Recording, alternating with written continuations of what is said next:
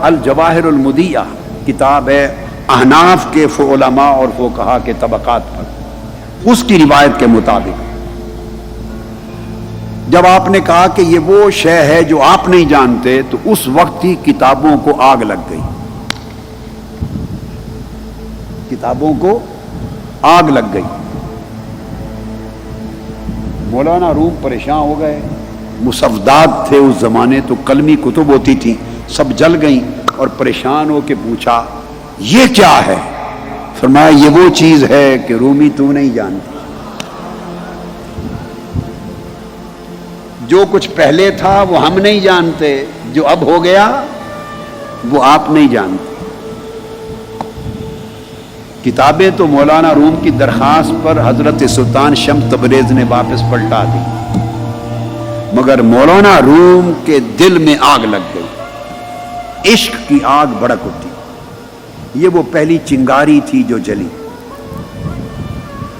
اب ایک اور روایت بھی آپ کی ملاقات کے حوالے سے دوسری آتی ہے، اور وہ یہ کہ مولانا روم ایک تالاب کے کنارے، اپنے مدرسہ کے تالاب کے کنارے طلباء کو پڑھا رہے تھے۔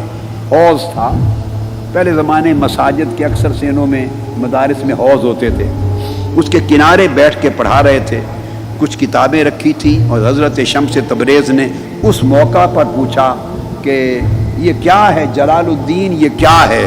آپ نے جواب دیا یہ قیل و قال ہے، یہ قیل و قال ہے۔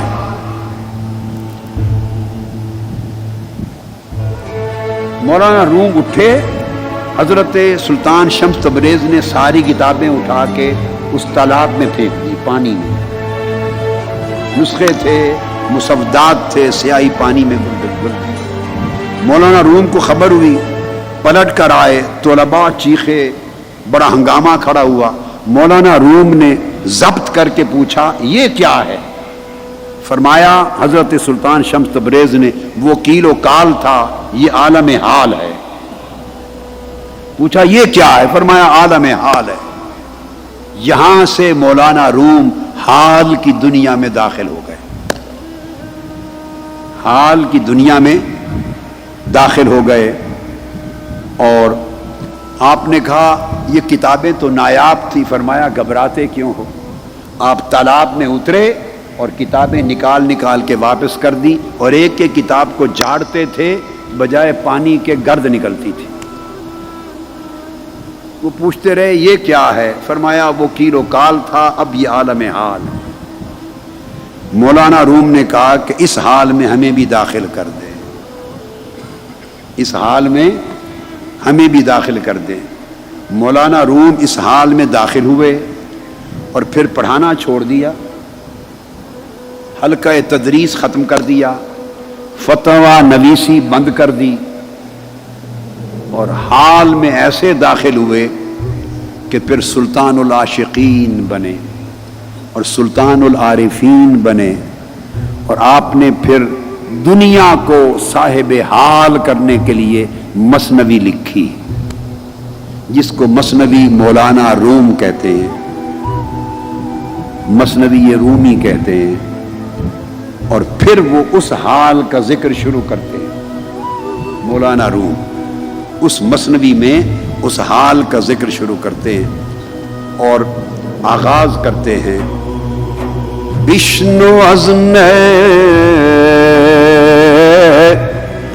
چوہی کایت می کند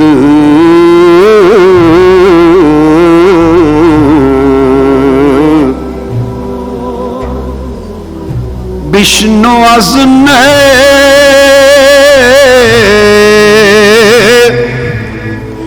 چوہی کایت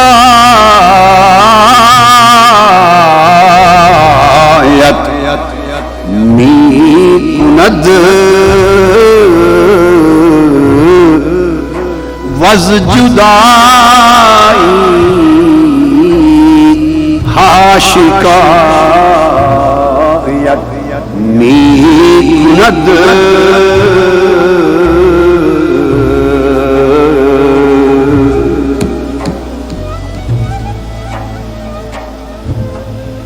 یہاں یہاں سے وہ حال کی زبان میں بولنا شروع کر اور فرماتے ہیں اے طالب بانسری سے سن کیا کہانی بیان کرتی ہے. بانسری سے سن کیا کہانی بیان کرتی ہے اور کن کن جدائیوں کی کیا شکایت کرتی ہے. ہائے ہائے، یہ نہیں کہا کہ جدائی کی شکایت بیان کرتی ہے، نہیں، وز جدائی ہا، کتنی جدائیوں کی شکایت بیان کرتی ہے. اس بانسری سے سن کہتی کیا ہے، اس کو کتنی جدائیاں لاحق ہو گئی ہیں جن کی شکایت کرتی ہے، جن کا رونا روتی ہے اور جن جدائیوں پر آہ و زاری اور چیخ و پکار کرتی ہے. یہ جدائیاں بشنو از نئے، بانسری سے سن، نئے سے مراد اس شعر میں روح انسانی ہے. مولانا روم روح انسانی کو نئے کہہ کے یاد کر رہے ہیں.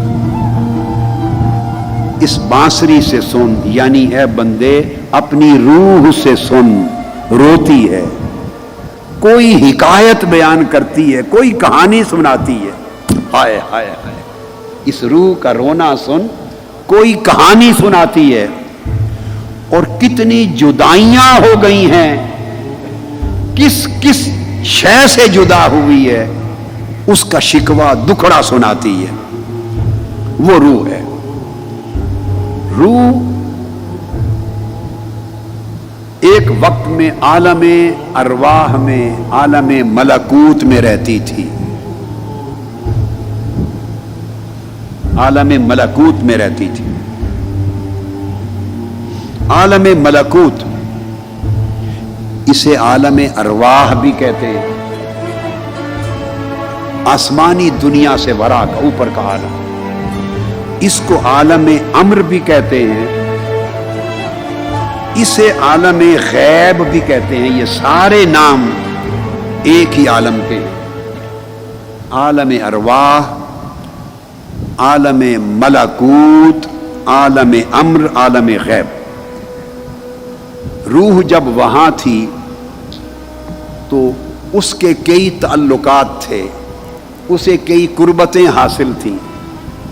پھر رب کریم نے جب فیصلہ کیا کہ روح انسانی بدن میں ڈالی جائے گی، تو جب وہاں تھی تو اللہ رب العزت کی قربت اور اس کی محبت اور اس کی معرفت میں مشغول تھی، مستغرق تھی.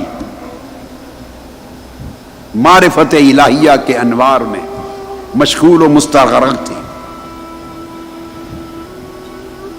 اور پھر اسی عالم ملکوت کو سمجھا دوں، وہاں سے جب جدا کر کے بدن انسانی میں ڈال دیا گیا تو وز جدائی ہا، اس کی کئی جدائیاں ہوئیں. وہ جدائیاں کیا ہیں؟ ایک تو عالم ملکوت سے جدا ہو گئی، عالم ارواح سے جدا ہو گئی. پھر عالم ارواح کے ساتھ جہاں عالم ملکوت ختم ہوتا ہے، اس کے ساتھ ایک اور عالم جڑا ہوا ہے اوپر، اس کو عالم جبروت کہتے ہیں. وہ عالم جبروت ملکوت کے پڑوس میں ہے اوپر. اس عالم جبروت میں اسماء الہیہ کی تجلیات